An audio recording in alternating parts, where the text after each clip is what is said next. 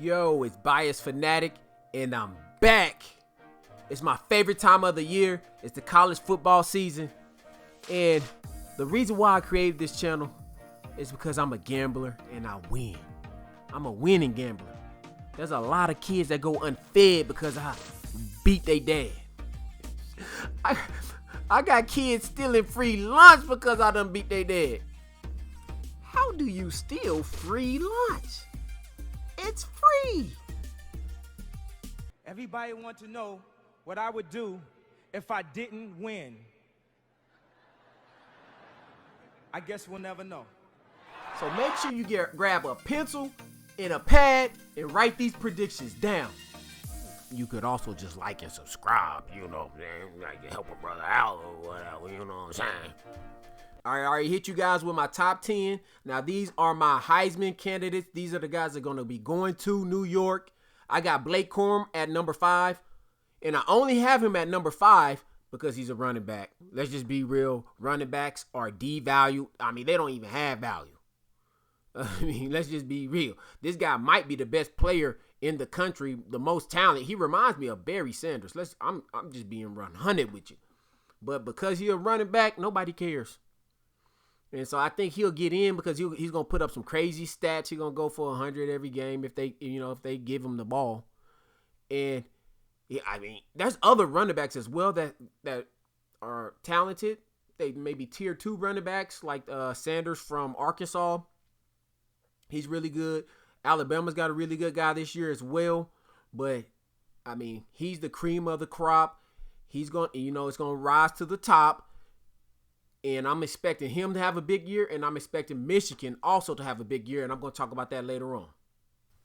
All right, so we're going from the most devalued position to the most overvalued position, quarterback. In at number 4, we got Carson Beck from Georgia. I mean, he's on the best team.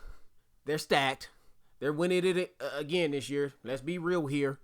And he plays quarterback. He's the starting quarterback. It just got announced, I believe, last week. I did predict that on my last video, I might add. But anyways, the quarterback position is just king.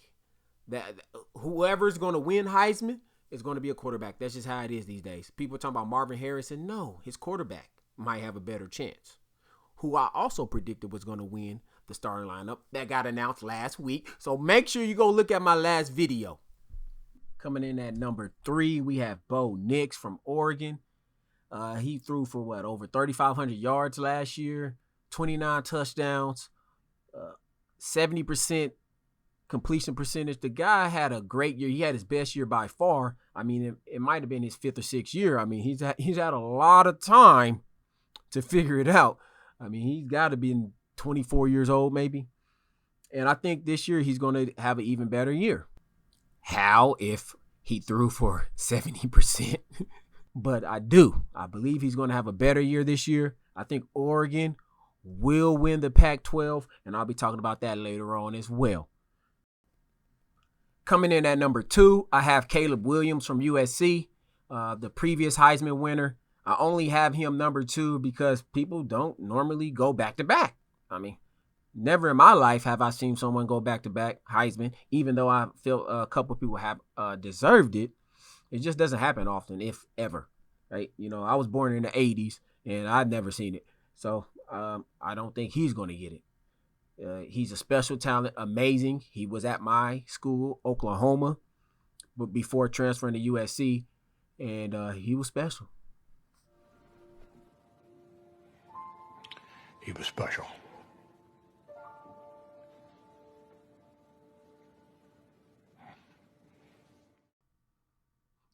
Enough about that great football player who betrayed the state of Oklahoma. And we're going to get to the real Heisman winner. And it's going to be none other than Jordan Travis out of Florida State. The guy is going to have a great year. He's a Lamar Jackson type player. He can run the ball better than he can throw, but he's still better than most. He's a real true dual threat quarterback, and he's going to have an amazing year. He threw for over 3,000 yards, and he really is like a running back at the quarterback position. And I believe Florida State is going to be stacked this year. They have Jared Verse. They have Fentrell Cypress. Trey Benson, who's a great back. And then they have that 6'8" wide receiver. Wilson's his last name, I think, number 14. The dude is a humongous target for him. He's going to have a great year. He's got a good O-line. They're stacked, and they're in the ACC, and I think they got an easy schedule. They only have to get through Clemson. And so, he's at the right position, quarterback. He's going to be on the right team, and he won't get beat up like he would in the SEC. So, someone like Carson Beck won't have as good stats as these guys outside of the SEC. And so that's why those quarterbacks outside of the SEC usually can win it. So that's why I'm going with Jordan Travis. So my conference champions kind of flows into what I've previously been talking about. I have Florida State winning the ACC. I have Oregon winning the Pac-12. And obviously I have Georgia winning the SEC. Now, I also have Texas. And again, I'm an OU Sooner fan.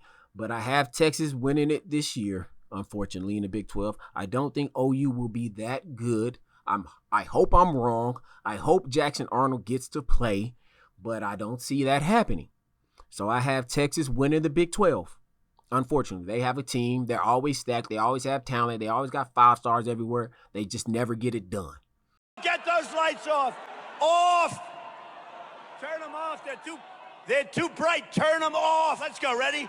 Turn off the lights. Turn off the lights. Turn off the lights. I think they got the right coach. They got 2 really good quarterbacks. They're stacked like normal. They just choke, right? I have Michigan winning the Big 10, and it's not because Ohio State won't be great or they're not a great team. They're just going to have a tougher schedule. Michigan has the easiest route there. They're going to have to go through Ohio State, of course, but Ohio State has to play Penn State, Wisconsin, and Notre Dame. So I think Michigan has an easier path there, and they got a great team as well. So that's why I have Michigan there. For my CFP, I have Georgia, Florida State, Michigan, Alabama. I think Alabama can get in even with 2 losses, so that's why I chose Alabama. It's just what's most probable is that they'll get in.